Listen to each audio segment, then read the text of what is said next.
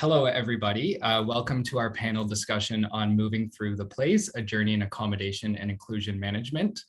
I am Stephen Irish, the Service Manager for Business Solutions at the Canadian Council of Rehabilitation and Work, and I will be our monitor for today's panel discussion. I'm joined today by Melissa Egan, who represents the Canadian Accessibility Network, otherwise known as CAN, our partner for today's panel discussion. Today's panelists are Amuna Baraka-Clarke from LOFT Community Services, Dr. Barb Virley from Layla Care Specialty Programs, and Wendy Porch from the Center for Independent Living, Toronto. Sorry. So just a few housekeeping items as we get started. Following the presentation today, there will be a Q&A session. We'll also be hosting a network session at 2:05 to 2:25, which will provide individuals an opportunity to join the discussion and to share their ideas and thoughts. So I will start today with a brief introduction on the Canadian Council on Rehabilitation and Work. So Mel, can you move me to the next slide there? Thank you. So the Canadian Council on Rehabilitation and Work, our mission is to promote and support meaningful and equitable employment for people with disabilities. We support job seekers in accessing the tools and confidence they need to educate and market themselves in today's labor market. CCRW also supports employers in accessing qualified talent while providing education, training, and resources to support businesses in becoming disability confident. I'll now pass it over to Melissa Egan, who will provide some information on the Canadian Accessibility Network. Hi, everyone. My name is Melissa Egan. I'm the National Lead of Episodic Disabilities at Realize, and I sit on the Employment Domain Area Committee of the Canadian Accessibility Network. And we are a national network, which is under the leadership of the READ Initiative at Carleton University. And it's a collaboration which represents academic as well as community service provider and corporate partners who are committed to advancing accessibility for persons with disabilities. And we do this through research, design and innovation, education and training, policy, employment, and community engagement. We are thrilled to be part of this session alongside the CCRW and these amazing organizational representatives. So I will hand it back over to Stephen so that we can get rolling. Thank you so much, Melissa.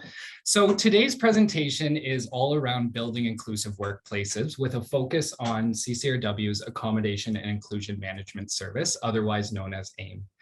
So AIM is a service for employers and employees seeking assistance with accommodations.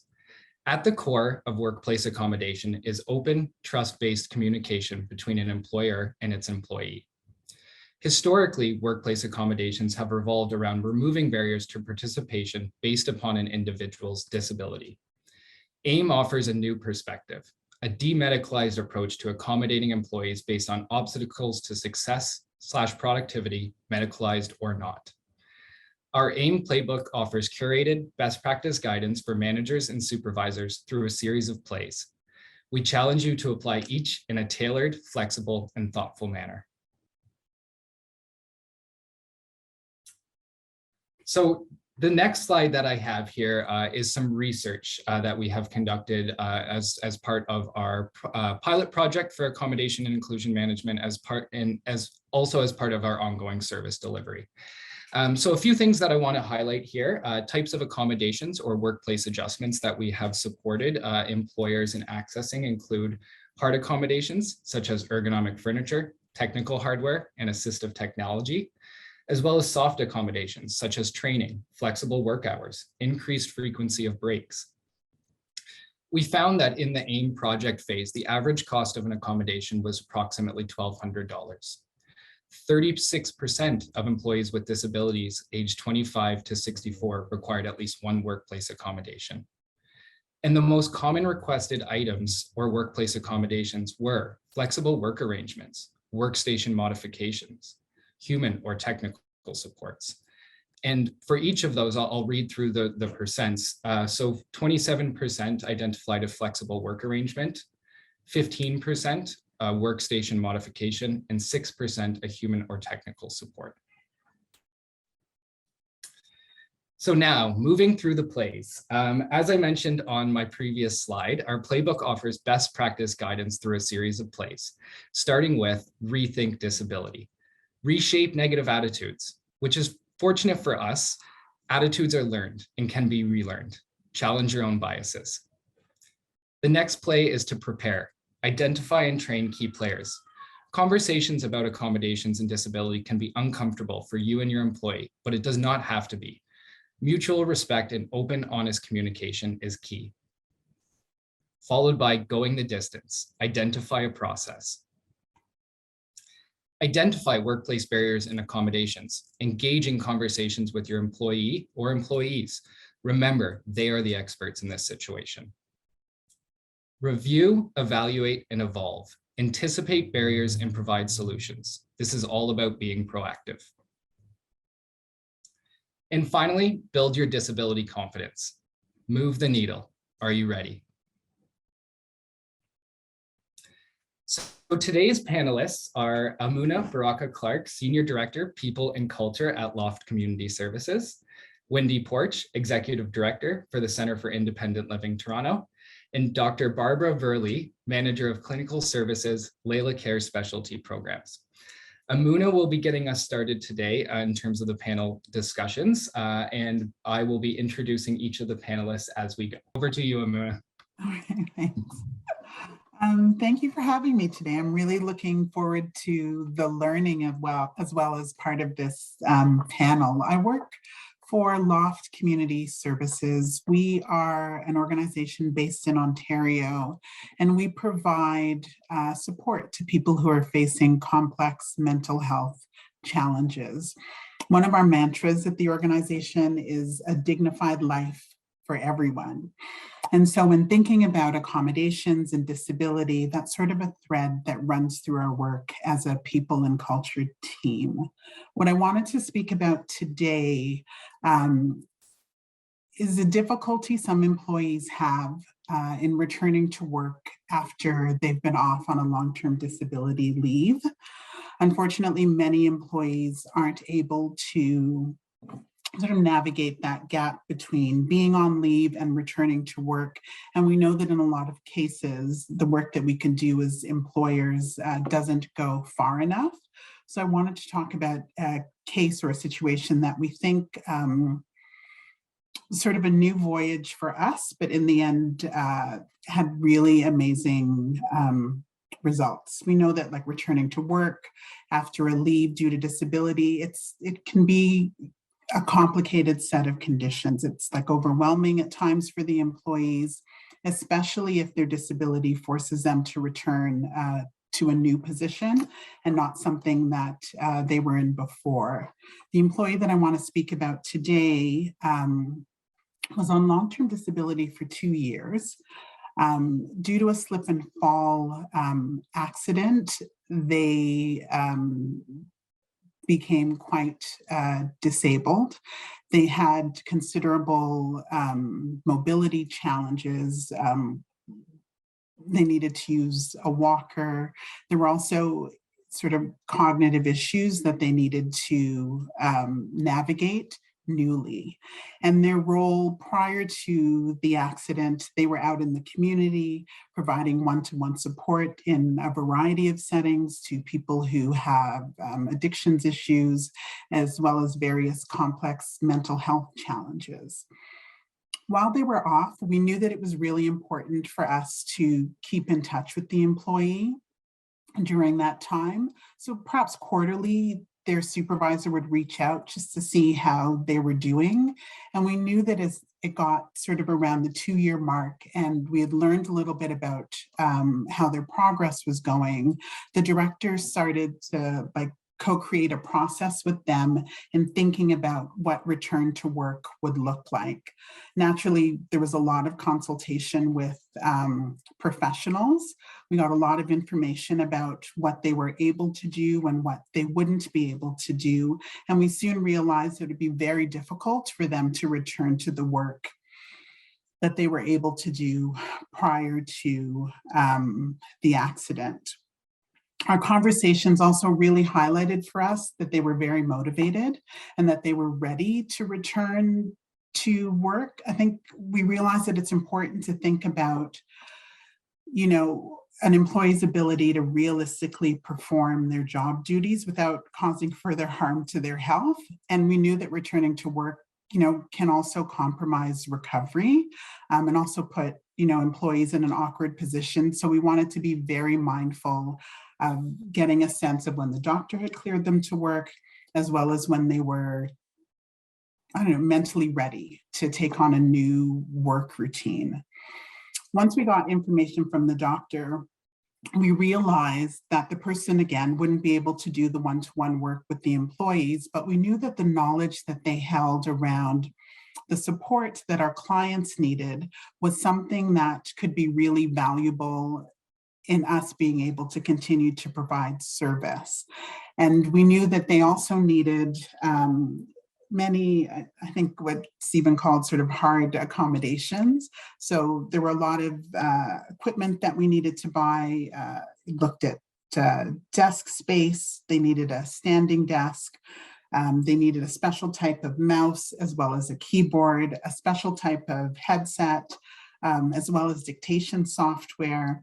And we also had to provide them with a situation that would allow them to be able to work from home on days when they weren't, you know, really at their optimal state, as well as ensuring that they would still be able to work within the office, because sometimes those supports needed to happen in that space as well.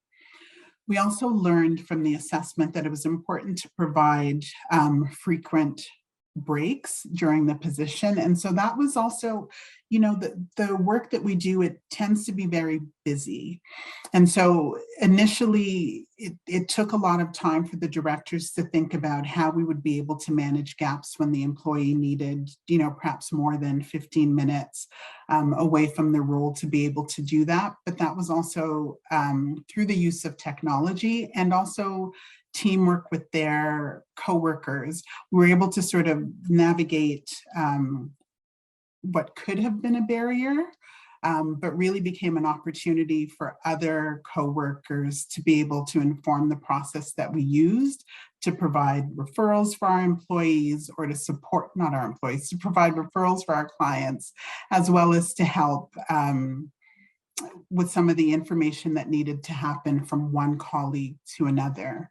A lot of that we were able to do because our staff was able to review their skill set and talk about the different pieces that they were still able to do, or different things that they were able to take on in terms of the work that we needed to do. I want to share that what was really interesting in this case is they didn't take on a brand new role, but they did, I guess, through talking about some of the needs that we had in the program and the prior knowledge that they had in terms of their role, they were able to show us some of the gaps that we had in the way that we were providing service, and took on sort of a new iteration of service provision for our clients that, you know, prior to their injury and prior to them returning, it was an area that we weren't able to like fully access or support our clients. And so for us, we saw that as a huge win. I will say that the barrier for us was really not knowing what things we could provide. It was really helpful for us to be able to partner with professionals so that we can get information about, you know, the host of equipment that's out there that we could support our staff with, as well as some of the supports that they needed in terms of making that transition. I think that was another part that was really important for us. And then being able to make that change at a pace that was manageable. It resonated for me when Stephen talked about like review, evaluate, and evolve, because that's sort of been a continual part of this process. They've now been back to work about 6 months, and in their work with their supervisor, that's continued to be a piece just to get a sense of what's working, what's not working, the changes that we need to make. And I would say that for our people and culture team, We don't quite have a playbook as good as the one that you have with your organization, but it's helped us to look at our policies to make sure that there aren't things that we're missing, and that we also ensure that our employees are always involved in how this process moves forward. Thank you so much, Amuna. And I know you highlighted one of the plays in continuing to review and evolve, but I also thought the case that you discussed really did highlight the first play in rethinking disability, in that I felt it was very individualized. So understanding that disability is diverse and no two disabilities are the same. So thank you so much. So our next panelist for today is Dr. Barb Virley, who will be joining us today from Layla Care Specialty Programs, and passing it over to you now, Barb. Hello, hi everyone. Thank you so much for inviting me to be part of this discussion today, Stephen. I want to tell you a little bit more about, excuse me, what we do at Layla Care, and give you a little bit of an overview of who we are. So in general way, Layla Care has two sides to our shop, but all of us are driven by the same philosophy, and our vision is to create a human-first, technology-powered mental health service. We like to think we're built on quality, patient centricity, and innovation. Layla is very new. We were only established in 2019 in the Greater Toronto area. Everything is virtual now, and that wasn't the intent, but then COVID, so here we are. And now we actually have employees who live and work across Ontario, everywhere from Sault Ste. Marie to Ottawa, Niagara, Toronto. And we've recently actually opened a new office in Calgary, Alberta, because we're hoping to expand our services there. Our specific values are that we're patient-centric, we're dependable, we're proactive, we promote diversity, and we work as one team. So my role in the program, and again, the whole organization is very new. I'm also very new in that I've only been with the company since January. First as a consulting clinical psychologist. And after that, since August, I've been working as the manager of clinical services for one of our specialty programs. Layla has two sides. Our specialty program provides mental health service to workers who've been injured on the job. So this is done through referrals from WSIB and in partnership with Trillium Health. On the other side of our shop, we have a roster of over 100 contract mental health providers who provide service to individuals, any individual who's looking for mental health support. And that can include individual, group, or couples therapy. So I thought I'd share with you today some of our thoughts on accessibility and inclusion. Again, we're very new, but what's exciting about that is it gives us a chance to build some of the protocols and use some of the great resources that organizations like CCRW have offered.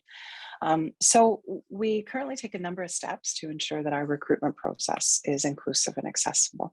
Some examples of that are that we are quite transparent and explicit in our job advertisements. And we always include a diversity and accommodation statement so that folks with disabilities and other equity deserving groups can make a better informed decision about whether or not this position might be a good fit for them. And as a smaller organization, of course, we're learning along the way.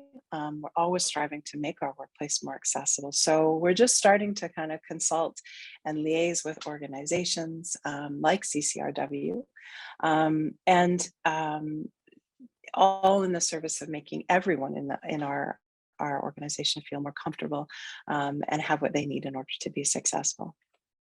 Accommodations are always offered right from the start of someone's employment with us, but we also build in flexibility to approach us at any time to ask for, again, what one needs in order to be successful.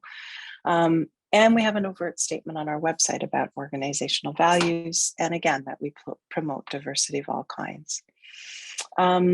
In our recruitment process, we always include a discussion about the pace of our work and the culture of us being a startup. So things are prone to change quickly. We're always, kind of pivoting in midair, and that's a great fit for some folks and not for others. So we just want folks to make an informed choice.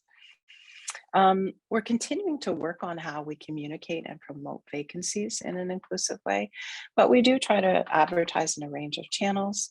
We're actively attending events out there, specifically right now to find tech talent. We are also exploring student positions that might partner us with organizations who support people from equity deserving groups. And so some of the practical ways that we're supporting our employees right now are things like, the whole work from home environment, which I think we're learning more and more about, but can be especially accommodating for people with disabilities.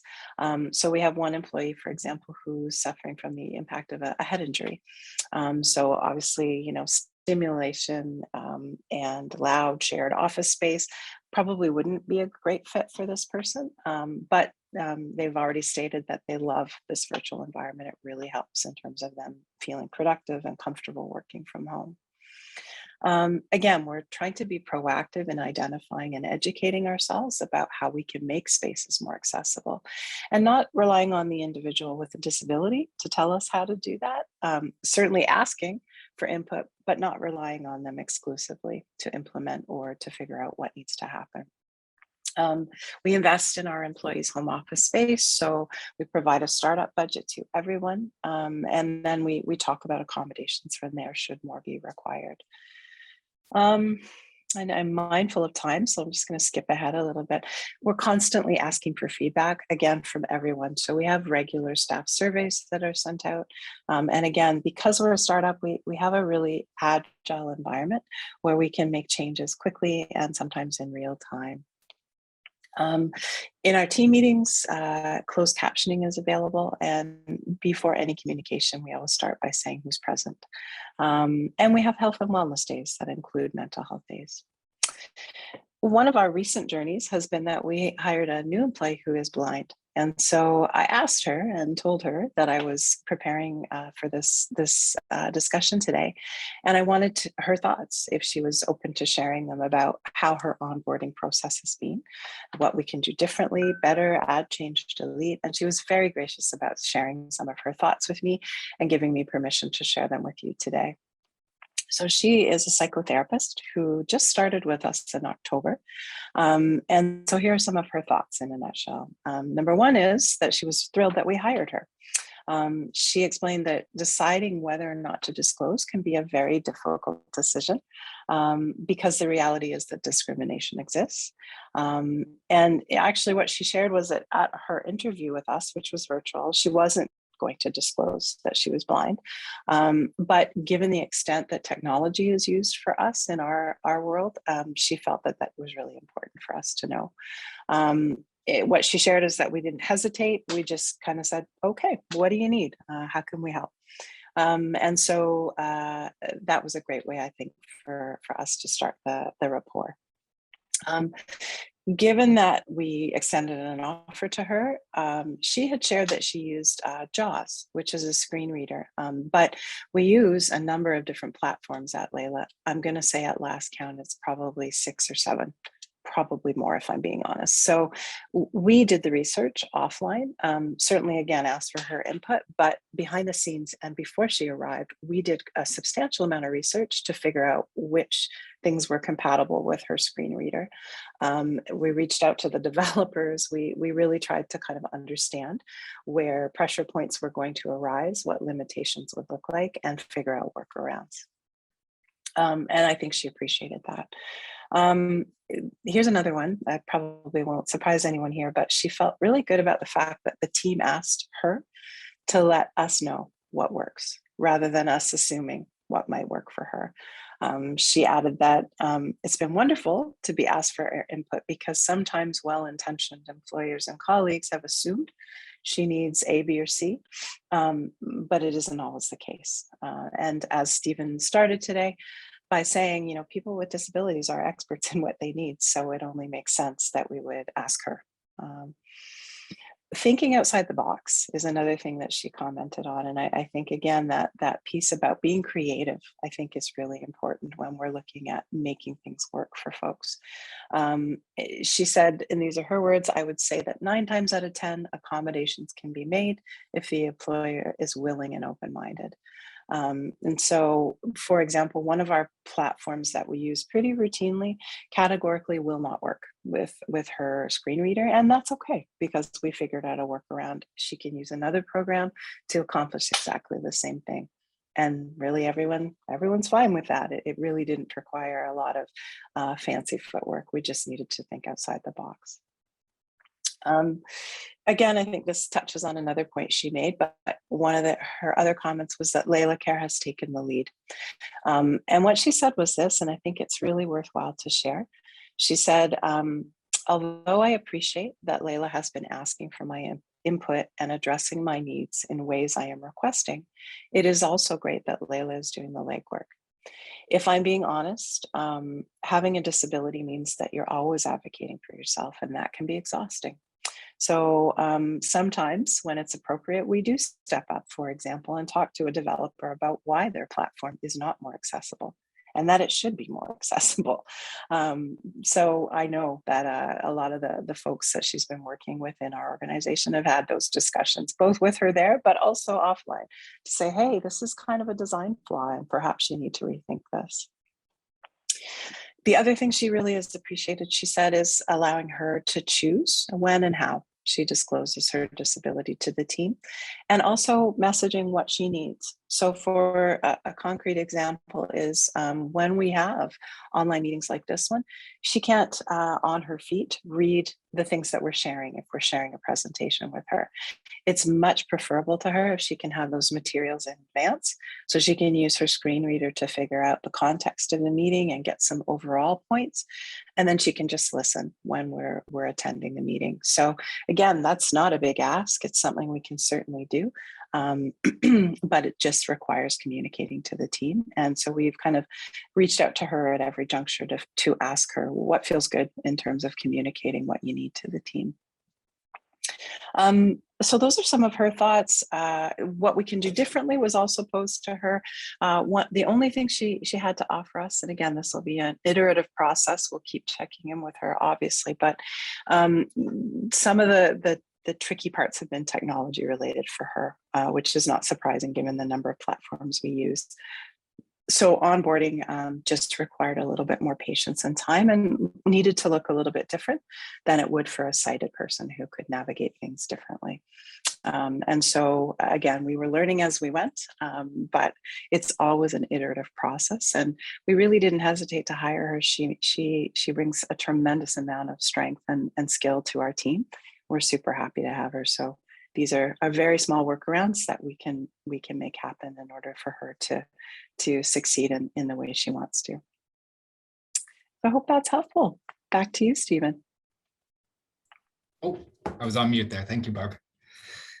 So, Barb, I thought your case of the individual that you recently hired did a really great job, highlighting the second play of accommodation inclusion management, which is prepare. I thought that throughout the story that you were telling, there was different elements, and you even mentioned it a few times of preparation. And so reaching out, identifying key players, not only within your organization, but also externally, such as AIM services that can support you on that journey. So thank you so much. And our next panelist today will be Wendy Porch, the Executive Director for the Center for Independent Living in Toronto. And take it away, Wendy. Thank you, Stephen, and thank you for the invitation to be here and be part of this tremendously relevant and important discussion. I think, historically, we know people with disabilities like myself that our community is underemployed. So having these conversations and talking through the practicalities and the questions and the strategies around how do we address that is a really important conversation. So I'm glad to be here today. As Stephen said, my name's Wendy Porch. I'm the Executive Director at the Center for Independent Living in Toronto. We're also known as CILT, so that's what I'll be referring to. I'm going to talk a little bit about accommodation and workplace culture and how the two can actually blend and complement each other. So next slide, please. I want to tell you a little bit about SILT, my organization. So we are different than some service organizations that you might encounter. We are for persons with disabilities by persons with disabilities. So as I mentioned just now, I am a person with a disability myself. Many of our staff are people with disabilities. The majority of our board is required to be people with disabilities. We also use the term consumer, which is what you'll see on my slide here. We are consumer controlled, meaning we are controlled by the community of people with disabilities, and we're a community-based resource organization. We really worked to try to support people with disabilities in living independently in the community. And we were developed based on the independent living philosophy that says that people with disabilities are the experts. So when we're talking about who knows best in terms of what the community needs or what a specific individual with a disability needs, it is always the person with the disability who will be able to give you that answer much more clearly and in a much more straightforward fashion than anybody else will. So that's inherent to the structure and the values and the mandate of my organization. I feel quite privileged to be working there. Just to say, we were developed in response to other kinds of rehabilitation models that, in particular, may take a medical model approach to disability. We really work to empower the individuals, to empower people with disabilities to make their own choices, to be able to consider the options that are available, even to make mistakes, because as a community, there's often a kind of there's a kind of protection that people try to impose on people with disabilities, and we believe everybody has the right to make whatever choices you want, even if they're bad choices, which seems like a controversial thing to say, but actually just puts everybody with disabilities in the same position as others. So if you could just go to the next slide, please.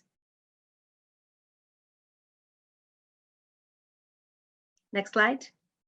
Is it? There we go. Thank you. So our mandate, as I said, is to be an organization by people with disabilities for people with disabilities. We work to collaborate with stakeholders for social and economic equity for people with disabilities. We work to provide opportunities for people with disabilities to learn skills, to live independently in the community. And that is no small task, because it was within our lifetimes that people with disabilities were institutionalized. So the executive director at SILT just before me, the wonderful Sandra Carpenter, lived at a school all year round, a residential school, because there were no supports for her to live in the community. So just to remind everybody that we've made great strides, but it was not that long ago that it was very common for people with disabilities to not only not have a job, but to not live in the community with their families or go to schools with other kiddos in their neighborhood. We work again on programs and activities that empower. We work to empower people with disabilities as community members as well. Next slide, please.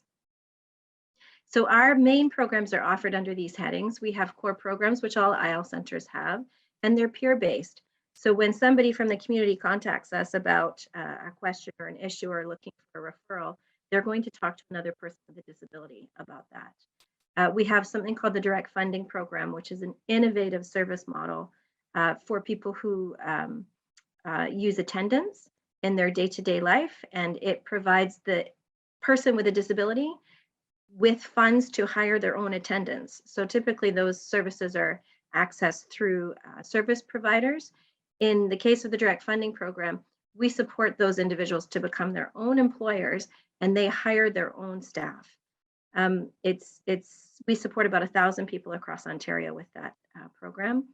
And the Attendant Service Application Center, we also support and work in partnership with other supportive housing and attendant service providers in the GTA to centralize the application system for that.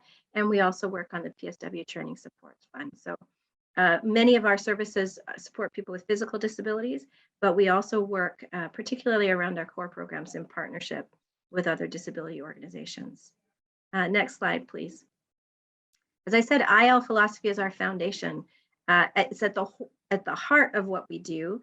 The belief that disabled folks like myself and like many of our staff and our board members all just need supports to live in the community, supports and resources, and then the choices that are made are up to them.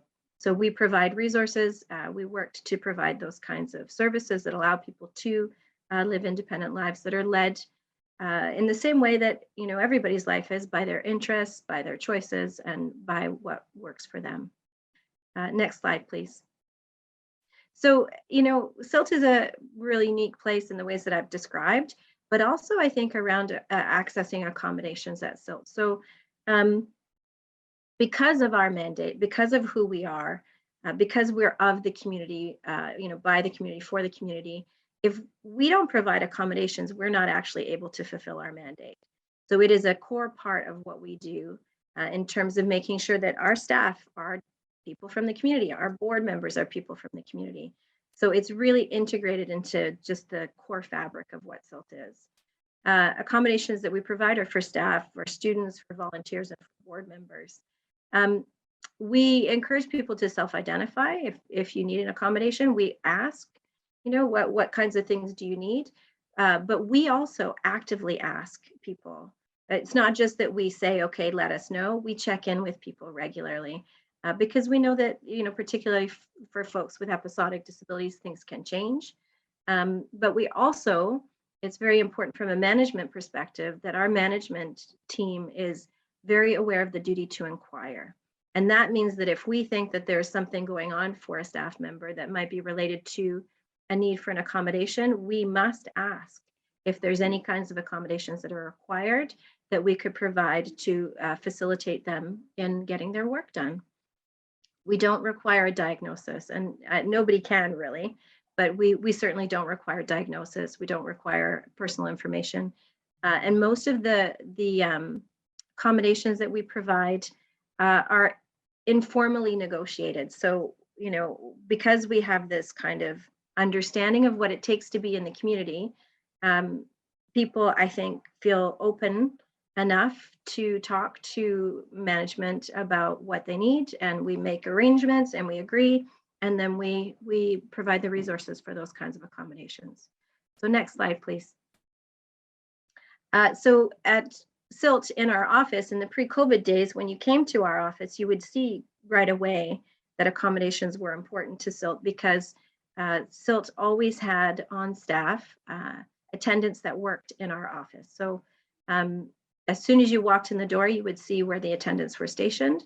The attendants that we had on staff were extremely skilled, and they were there to support both staff members and board members and people who dropped in and anybody who needed to access those services when they were on the premises at SILT. It was just an integrated part of how we operated. And again, because we know that the expertise lies in the individual with a disability, we really look to individuals to tell us what works. What do you need? Let's figure this out together. Our staff have an understanding as well, not just of, in terms of disability, not just of people with physical disabilities, who is largely the community of folks that we work with and who we support, but also that disabilities can be not so obvious. They can be episodic. People's disabilities can change over time. They can be something that's not visible, and that accommodation needs can differ. We have a range of policies related to accommodations. All of our policies are publicly available on our website. So not just for staff, but if there's anybody else interested, you can see our policies there on accommodations. We do have a spot in our human resources information system where accommodations can be recorded, that it's just visible to an individual's manager too. So in terms of there being questions around, does this accommodation go with the person into a new role? We do have a way of keeping track of that. Next slide, please. So the types of accommodations, as I said, we had staff attendants on site. The attendants assisted folks with activities of daily living, like eating, working, grabbing papers, getting dressed to go out. We also have a range of other kinds of accommodations. We have couches in some of our offices for people to rest on. We have yoga mats that people sometimes use near their desk to, if fatigue is an issue and they need to be able to kind of rest throughout the course of the day. Drag and dictate is something that I myself use with a repetitive strain injury in one hand. Typing gets to be a bit much for me. Zoom text. We use Microsoft 365, which has actually made hybrid work, which we've all been in since March of last year, very possible. We also provide alternate formats when people request them. Flexible work hours, flexible breaks. Of course, in the world of home work, this is something that is very possible, but we did that anyway. And we hope and we build a culture that says, you need to take care of yourself. We're here, we can be flexible. Let's talk about how the work gets done. But, flexible work hours and flexible breaks is something certainly that our staff engage with. We also allow a relatively high number of sick days to be carried forward. So in terms of our human resources policy, we have a very high number of sick days available to staff to bank. And they are intended specifically as a bridge to LTD if needed.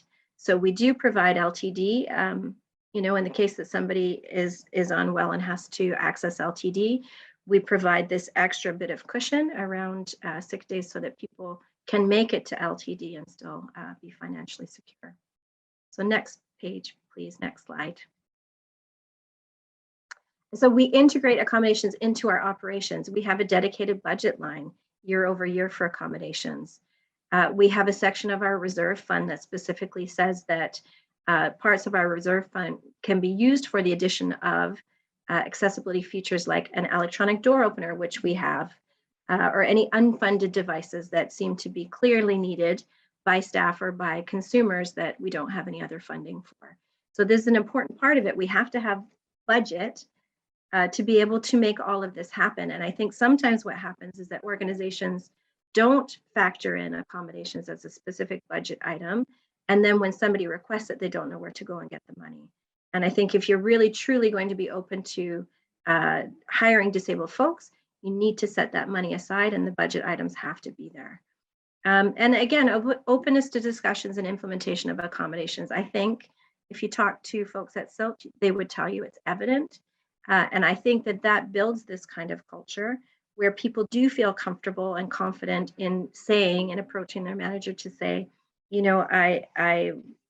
I need some accommodations and I really think that this is what might help. So next slide, please. And these are your 5 plays. I just thought I would put them in here. I went through them. I actually think we do most of these things in terms of SILT's processes. So rethinking disability is one of the core elements of what we do. We've certainly prepared. The accommodation policies are important. We do have a process for requesting accommodations and for recording them and for paying for them, frankly, which is very important. Reviewing, evaluating, and evolving. We check in with people on accommodations and we're flexible. And because all of that happens around us, people do come to us when they require an accommodation. And yes, one of the things around the last point there are engaging leaders and creating impact, moving the needle, is that all of us as leaders and as employers have to also look externally when we're moving the needle. So, in terms of just making sure I was listening to the example around the technology that one of the other panelists was using that's not accessible to your staff member. We all need to require that technology that's developed that is for broad use is accessible for everybody. So, some of these messages are messages that I think as employers, our voices are louder together when we can say those same kinds of messages. So next slide for me. Just some recommendations quickly. I was reflecting on this yesterday. Just again, know that disabled people themselves are the experts in knowing what works for them at work. Demonstrate your clear commitment to accommodations. ensure that you have those policies and processes in place. Flexibility is critical here. And finally, dedicated funding. Make sure that you have the money set aside in advance. So thank you, Stephen. That's about it for me. But a real pleasure to be here and to talk to everybody too. Thank you so much, Wendy. So I was going to highlight one of the plays of AIM based upon your presentation, but you did such a good job on that second last slide there going through it. What I will just say is I think, one thing that really stood out during your presentation, Wendy, was ensuring that the employee is the expert, the person with the disability is the expert. And I think that was highlighted, at various points throughout the presentation, and something that I think speaks to the principles of accommodation and inclusion management really well, but also something that's really important to ensure that we're moving that needle forward as we discussed. So now is the time for the question and answer period. So again, I will read the instructions here. I hope to do a better job than as when we started the presentation. But just a reminder to type your question in the Q&A box or chat. The Q&A feature and the chat will be monitored by the moderator, so I will be monitoring it. You may also raise your hand in Zoom and the panelist will unmute you to ask your question. So I did see that we did have one question come in. Oh, there's two. One has already been answered. So one of our questions was, what does IL stand for? And the answer for that is IL stands for independent living. We also have another question here that I would love to open up to the group of panelists to see if we could address this one. What strategies do you suggest to help address the sometimes negative perceptions of coworkers when they feel someone is receiving preferential treatment because of their accommodation? An example is, I feel like they have to do more work than the person with an accommodation, etc.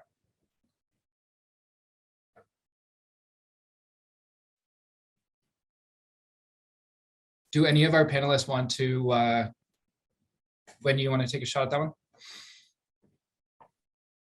It's a tricky question, and it's a question. When I worked at Realize, I worked with the wonderful Realize team years ago before joining SILT, and it's certainly a question that came up in the context of that work, where somebody has a disability that maybe is not visible, and people, you don't have to disclose that you have a disability and you're being accommodated, and the coworkers might not have all of the information about what's going on. I think that if you do build this kind of culture of accommodation, that it's okay, not just disability related, but accommodations are provided for family status too, for a range of other things, for people who are caregivers at home. If you build a kind of culture of accommodation that this is what we do to support each other, this is us, these are people getting the supports they need to get their work done, I think it might mitigate some of this, right? And sometimes it gets lost that the accommodations are provided to help people do their work. It's not special treatment. It's so that the job can still get done, right? And I think that sometimes that piece of it gets lost in our messaging around accommodation.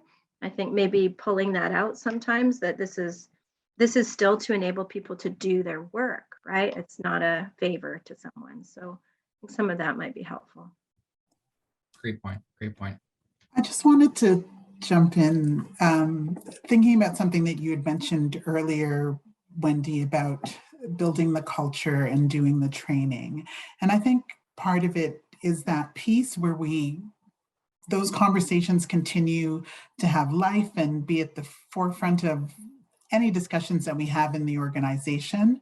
I think about those principles of equity that we've all been talking about recently. And I remember going to a conference where someone gave a very concrete example of, asking the people in the audience to take their glasses off and then telling them they can't wear them anymore because it gives them an advantage over everybody else because now they have something to enhance their vision. And it sort of helped us to think about this in a really different way. And so I think sometimes those are the conversations that as leaders, as managers, as coworkers that we need to continue to have within our organization, because sometimes there is this perception that someone is getting something else that gives them an advantage where really we're making sure that all of our employees have the tools that they need to be able to, as you said, like work. Absolutely.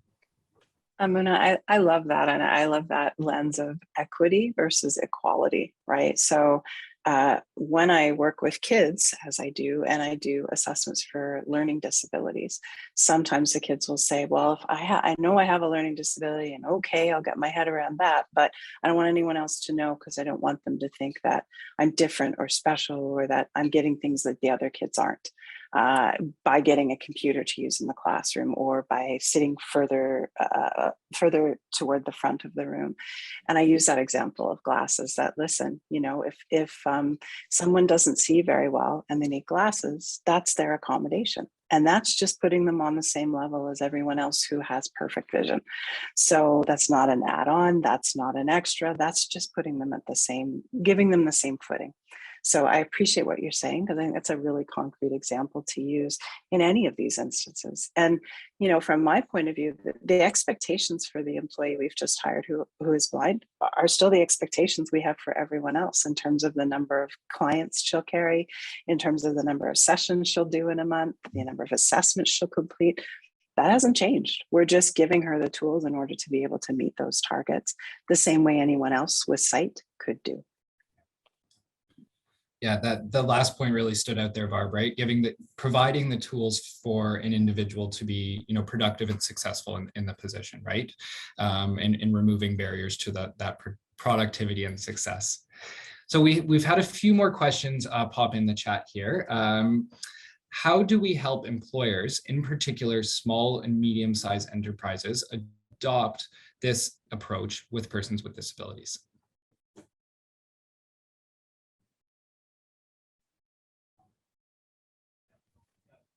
Well, I'll jump in because, again, I'm learning on the fly here. I really am. Although I've worked as a clinical psychologist for a really long time, that's really different than knowing how best to welcome folks with disabilities to a startup. So I'm learning, and I think from my vantage learning, I think it's reaching out to people who know what they're talking about and who've done this work, like CCRW, like LOFT, and like SILT. So I'm super excited to know about these organizations. And I think that Wendy offered some really great, you know, I've been jotting things down here as we're going, because even that budget line item, right? Like it's just great. If you already have funding available and designated, then it doesn't leave you scrambling. Because to be honest, especially for-profit businesses like Layla, you know, sometimes it boils down to what's doable in terms of our budget. But if it's already in the budget and it's just part of who we are and what we do, then it doesn't become a pressure point ever. The money's there, we just use it accordingly. So I really love that suggestion. I'll be taking that back to our leadership team, Wendy. And I like the other suggestions as well, that if you're just building it into the culture and making a playbook right off the bat and consulting with the experts in the community, it just kind of makes it seamless so that it isn't an adjunct, it's just part of what you do. Can I add something too? I think, you know, this question of how small and medium businesses and how do we get them to adopt this approach? It's also kind of small and medium-sized organizations, right? So I'm from the nonprofit world, and hire people with disabilities, hire them, make sure that they come and work there, have them on your board. You know, there's so many, sometimes we get siloed. We think, you know, if it's a disability issue, then they're going to go to the disability oriented organizations and that's what's going to happen. And, you know, recruitment doesn't really look at disability in terms of a broader part of diversity, but include disability in your understanding of diversity. And when you're looking for ways to expand the diversity of your staff or your board or your management, include recruiting people with disabilities for those roles, because this will naturally happen, right? This kind of integration of making sure that people with disabilities can have their needs met in the context of work. Plus, you know, we're all, I don't know about anybody else, but the Great Resignation is a real thing, right? There is a lot of change right now in terms of employment and where people are going.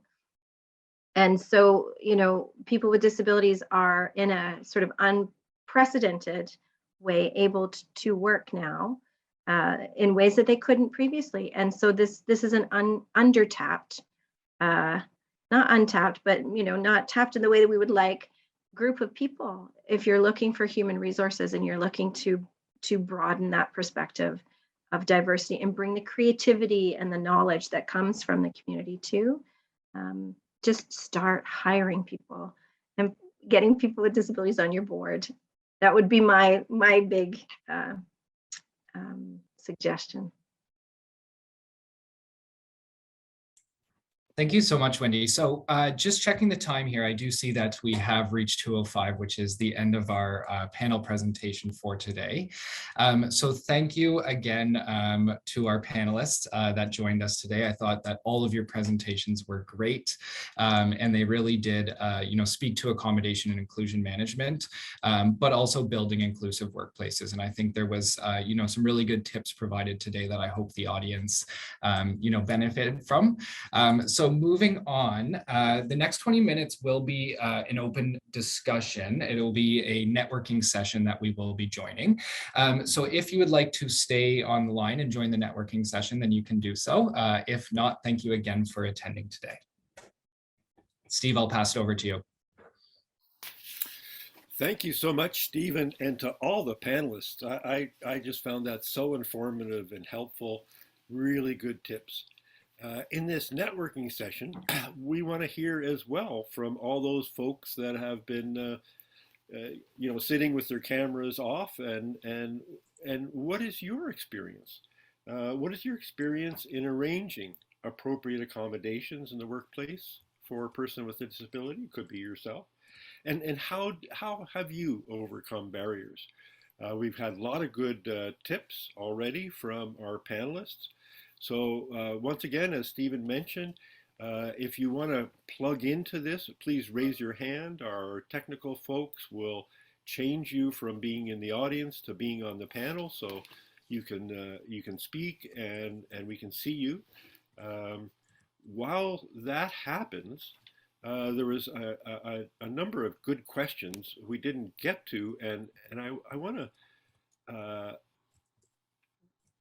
kind of go back to one of those questions. Lonnie asked, accommodating neurodiversity is challenging, often shows up in practice concern. What are some of the strategies in accommodating?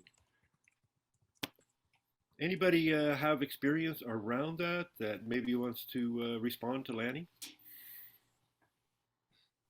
Could I ask for some clarification around practice concerns? I'm not sure what they mean. Lanny, can you raise your hand and come online and be part of the dialogue?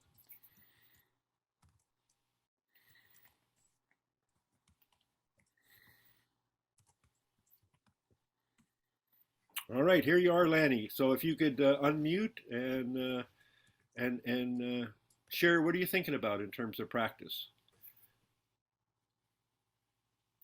You're presently muted. There we go.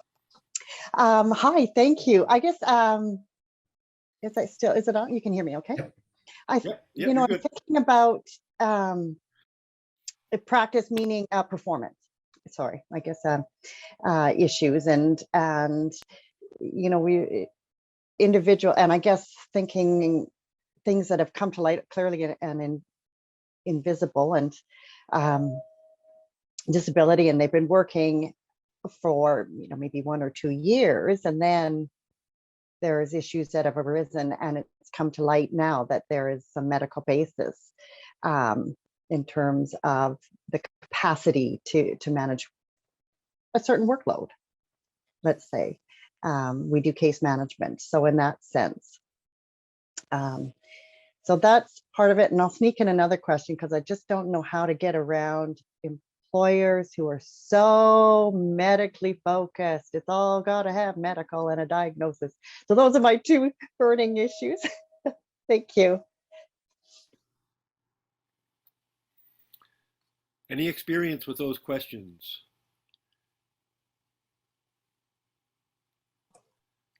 I don't have any experience around the neurodiversity question. I would love to hear from anyone who has some concrete examples of how that's worked.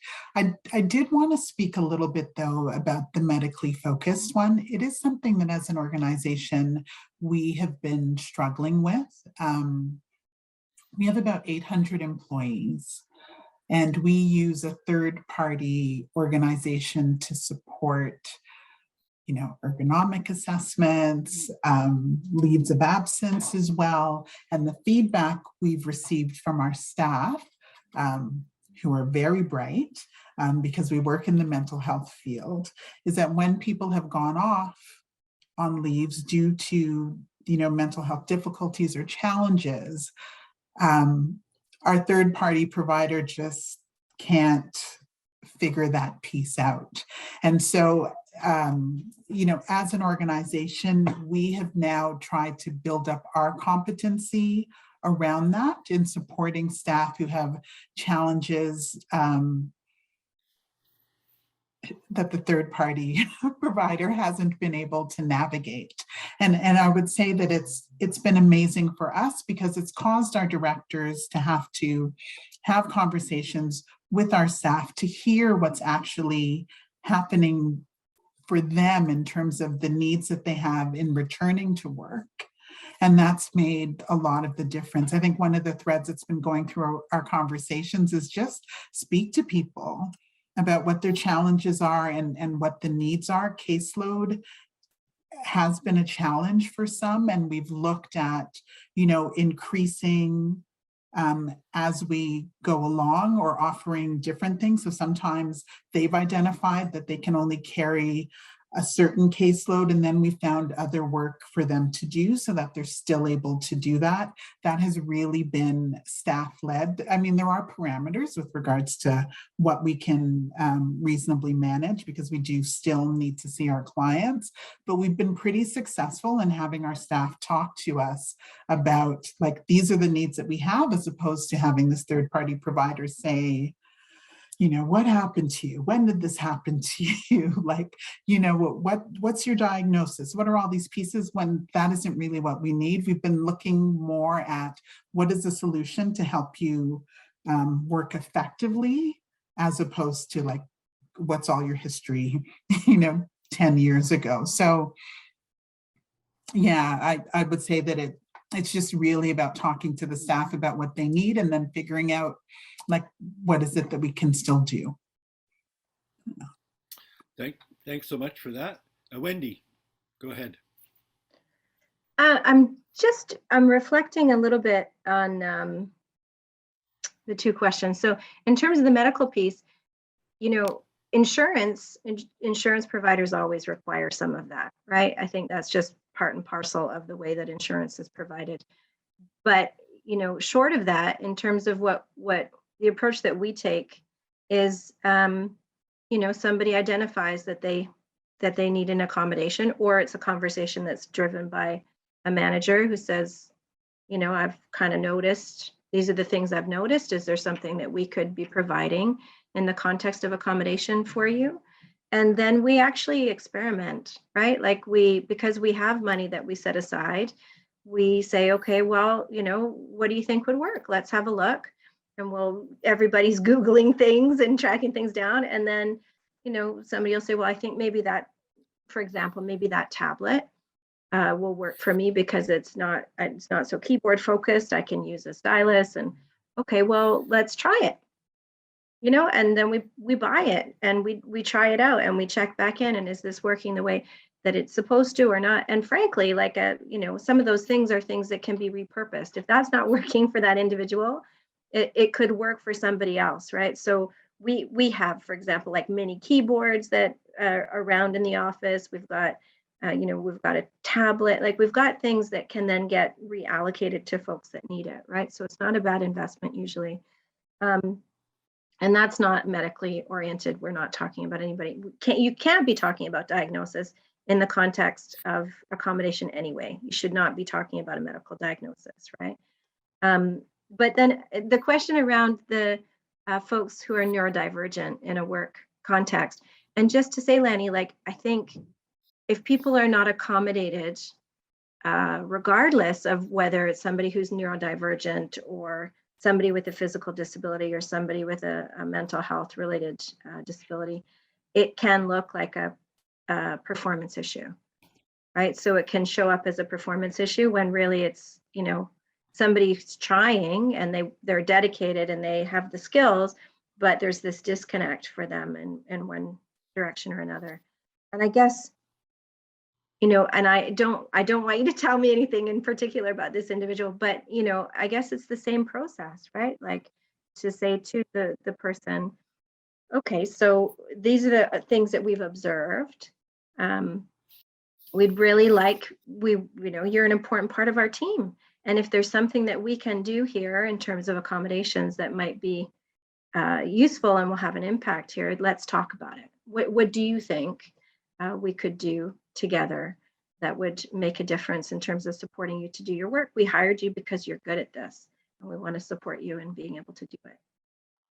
Just thinking a little bit about it. Yeah, I don't know if that's helpful. Thanks, Wendy. I'm just looking at the clock, and I want to turn to Ian and then Jennifer, who have come on and wanted to share some of their experiences, a comment or question. Ian, you're up.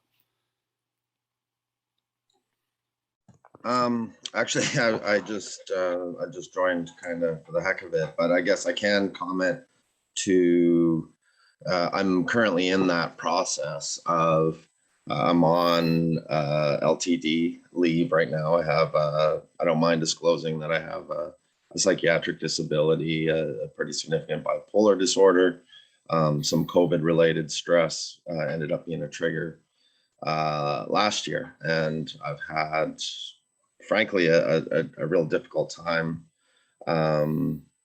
with both my union and the employer in terms of, and I think specifically, in fact, part of my situation does include some addiction issues. And so I'm not sure I have much to offer other than there's work that needs to be done there. And I'm here as a representative of my union even. So, you know, I'm a union activist. I'm a believer in this. So anyway, I just really want to thank everybody for your comments. And it's been great. It's stuff that I can take back and advocate within my union, because what I've kind of decided was I was looking at going complaint process and that sort of thing. But in the last couple of days attending the conference here, I was thinking maybe I'll take the approach more of approaching my union and say, hey, this has been my experience. Can we look at it and go more of a proactive,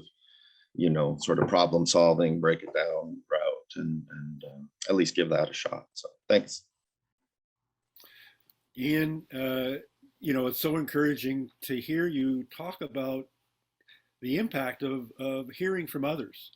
Like, none of us have all the answers. And it is engaging with others, hearing the stories, learning, trying to apply them that is so important, and you're living it. Thank you so much. I want to turn to Jennifer next. Thanks, Steve, and thanks, Ian, so much for sharing your story. I just wanted to talk a little bit about, I work at a university now, and I worked sort of in the insurance world for quite a while, and in terms of the sort of needing the medical piece. And I think the rationale that we've provided within the workplace as well is that, you know, you can have 10 people who have the same diagnosis on paper, but their function and how it impacts their function is completely different. And so what we want to really be looking at, I think as all of the participants had mentioned, is how is your medical condition impacting your function in terms of work, and what supports do you need in order to be able to accommodate you? And that really moves away from needing to know all of the medical and what the diagnosis is. That's even for a third party provider, it's not really necessary. It's how's it impacting your function. So I think that's been a way to just provide a rationale as well around why this history of medical and diagnosis is really not necessary in many cases. Thank you so much, Jennifer. There's a comment and kind of question in the chat from Kathleen. She says, I'm a shop steward and assist employees. Often there are many misconceptions about accommodation process, both from the employee and the employer. Many employees do not want to disclose or self-identify because of stigma. At the time they do, then they are often at a breaking point and will end up on leave or leave employment altogether. I have had employees ask, what can I ask for? What will help me with this type of issues? What is available? But I might not be as familiar with the challenges for that particular disability or what has worked for others with similar challenges. Are there resources for how to do this? Anybody want to jump in on that one?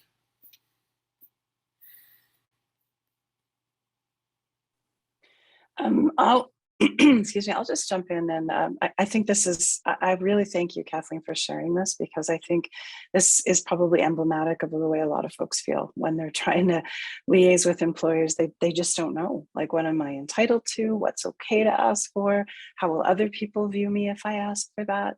And I think it really, it's really tricky, because if you have an employer who isn't especially skilled in helping with that process, it makes it very challenging and awkward and doesn't feel great.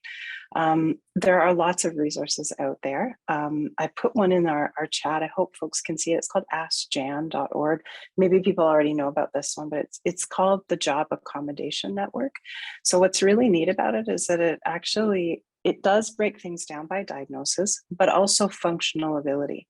So for example, you might have a difficulty with memory because of some condition. No one needs to know that condition, but memory is challenging. So if you click on memory, it will kind of give you some practical examples of what kinds of things can be helpful to people who are struggling with that particular issue. So I'm not a lawyer, and obviously somebody else who is here who may be a lawyer can jump in, but my understanding is you are under no obligation to disclose a diagnosis to your employer. That's not on you. And they're not entitled to ask. So even if they are quite medically driven, and a physician has said, you know, this person requires these accommodations, the physician is under no obligation to say why. So know that, because again, I think a lot of people just don't know. And, you know, if an employer asks, they tell. But you don't need to. That's up to you. So as my colleague Wendy was saying, it's okay to just say, hey, I'm struggling with these things.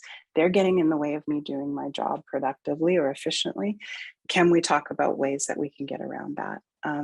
And I know that might be a difficult conversation to have, but I'm hopeful that's a good starting point anyway, especially if you already have some ideas about what would be helpful to you, and some things that maybe don't even cost money, you know, like having a quieter space in which to work, or some tech devices that maybe are already there in the organization.